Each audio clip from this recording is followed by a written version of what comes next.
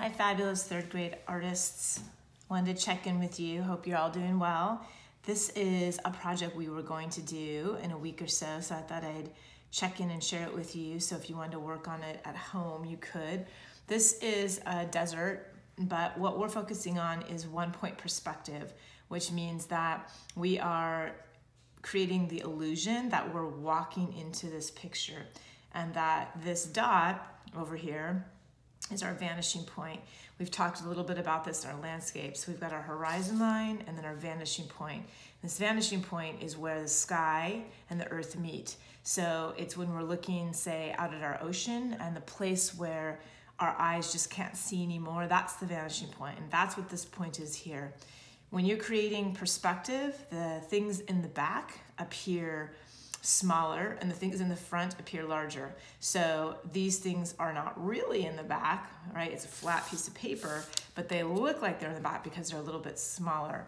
We did this last year when we looked at Emily Carr and we created a forest that way.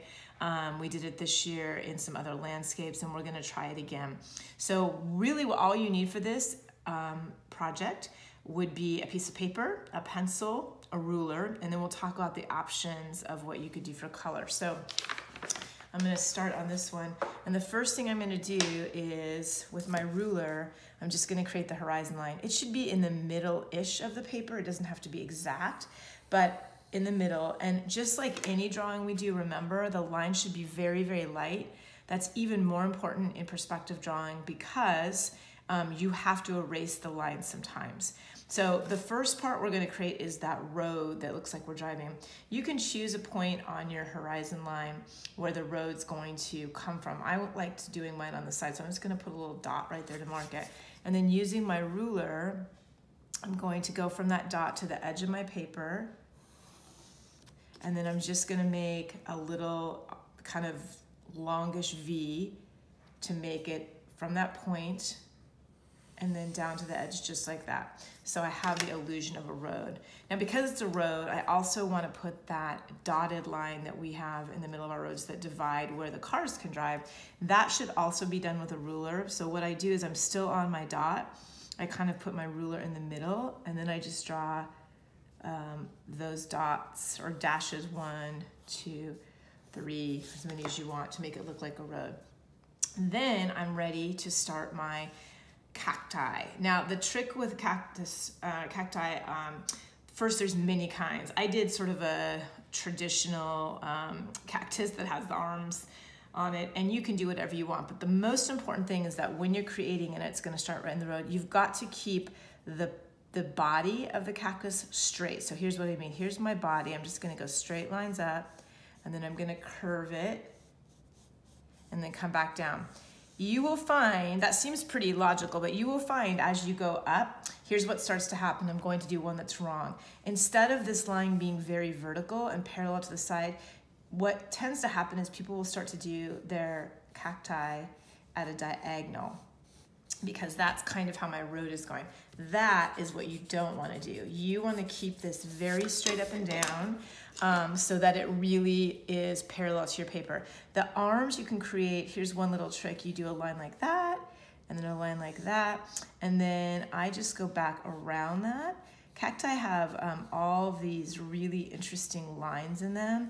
And I'm gonna send you with this video a link of some different ways you can draw a cactus.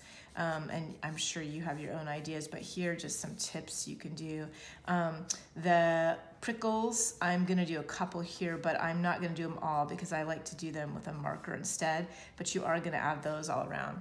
My next cacti is going to be smaller because again, I'm trying to make it look like it's progressively a little bit smaller than the first one. My trick of keeping it really straight, and I can overlap if I want, is really important. Here's the arm. Oops, I don't want that to go so high. And then I'll make my arm that's gonna go over it, and then an arm down here. And like I said, you should do whatever cacti you like. I'm just doing this one style, but there are so many. My next one is gonna go right beside it. Again, it's going to be smaller, but straight. Notice how I'm keeping this parallel to the side of the paper. I'm not making it diagonal. And it'll be interesting when you start doing this. You'll see how, for some reason, it's just, the tendency is to make it go diagonal. So you really have to focus on keeping it nice and vertical. I'll do one more little guy here, okay? In the background, we are going to put a hill or a mountain and some sky as well. So what I did is once I did my cacti, I kind of looked at a couple things like, where are my big blank spots? Well, this is a pretty big blank spot. So the first thing I'm gonna do is I'm gonna do maybe the sunset. So I'm just gonna do a sun that's in the background. And then I think I'm gonna add right over this maybe a mountain or a giant hill, whatever you think. And then maybe in here I'm gonna add just another hill for some dimension. You can do whatever you want, but you need something in that background for the composition and for the space, which is, as I know you know, is one of the elements of art. So space, as a reminder, is when we're trying to fill in the composition. We want the paper to look even and balanced all the way across. Over here, I did some other cacti. You can do some roundish ones, some prickly ones, whatever you think. And then you're ready to start adding some color. Now, a couple points you're probably noticing: the horizon line. You don't want your horizon line to cut through the cacti.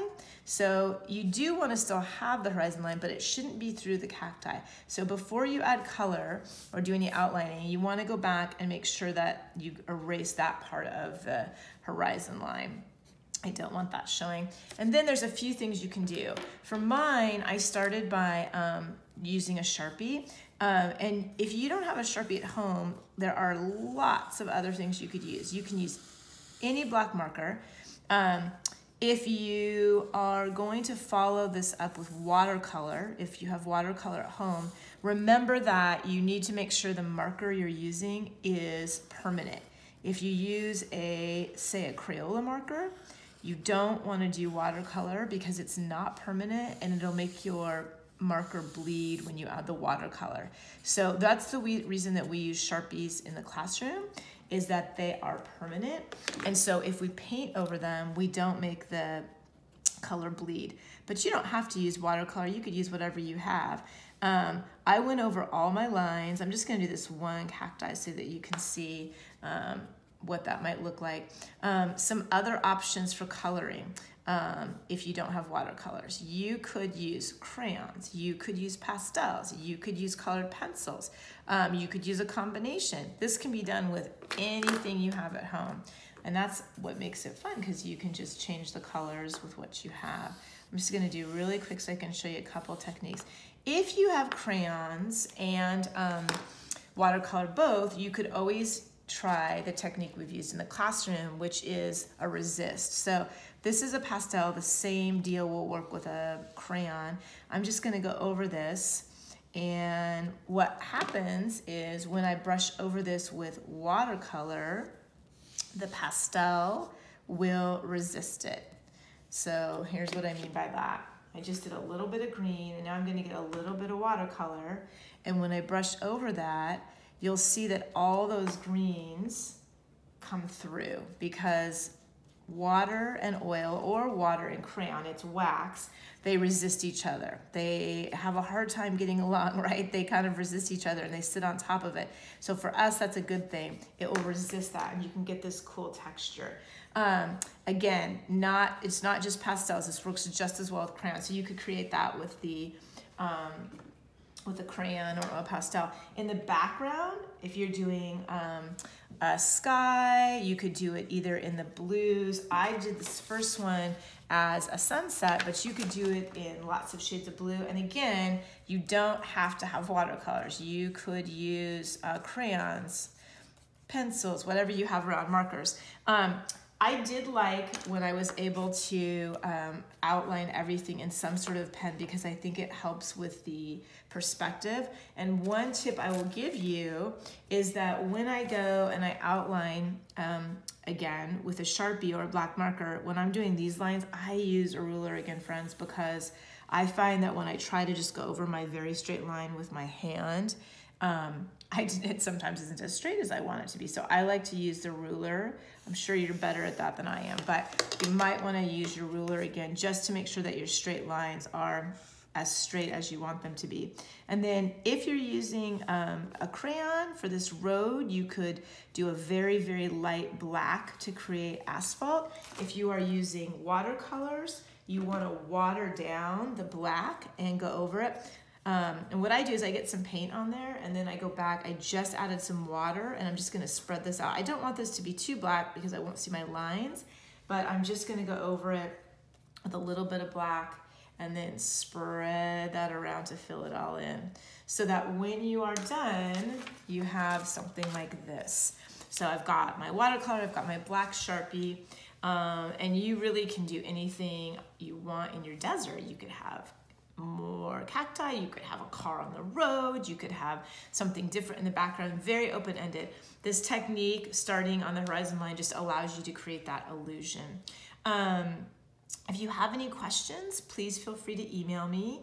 If you are interested in watercolors and you don't happen to have any at home, please feel free to email me. I am gonna go into the classroom for about 20 minutes tomorrow, and I'm gonna try and grab some watercolors. So if you needed to borrow some, I'm gonna grab as many as I can and would be happy to drop those off.